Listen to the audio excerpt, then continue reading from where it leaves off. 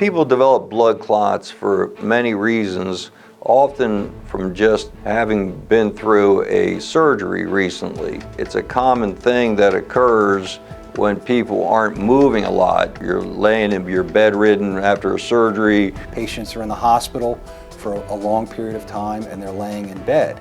And that creates a situation called stasis. That means the blood in the legs and the lower extremities is not moving like it normally would because the patient's in bed. Your leg is swollen up, your calf is swollen. That's a key sign of potential blood clot, what we call deep vein thrombosis. Deep vein thrombosis is a blood clot in the veins in the legs. And if that's not properly identified, diagnosed, and treated by the healthcare providers involved, that clot can break off, travel up through the patient's heart, and lodge in the patient's lungs, and that would be called a pulmonary embolism. And if a big blood clot travels to the lungs, that can cause somebody's death. A pulmonary embolism is when a clot goes through the patient's heart and lodges in the arteries and veins in the lungs, and that can be fatal.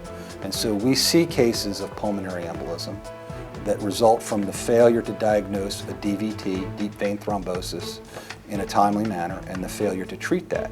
We also see pulmonary embolism cases because adequate protections are not given or taken to prevent the development of deep vein thrombosis and pulmonary embolism. The blood clots are unfortunately an occurrence that happens throughout the country and in every hospital. And the issue there really is try to determine, were the appropriate medications given to prevent a clot from propagating and causing some type of stroke or perhaps death. And also diagnosing the clot. But even once you diagnose a clot, depending upon its location, there are certain things that can be done to try to prevent permanent damage or stroke.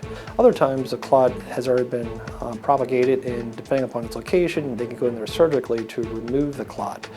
So when you're dealing with these blood clots, which again occur with some frequency, you're really focusing on the medication. Was it being treated appropriately? Was it diagnosed in the first instance?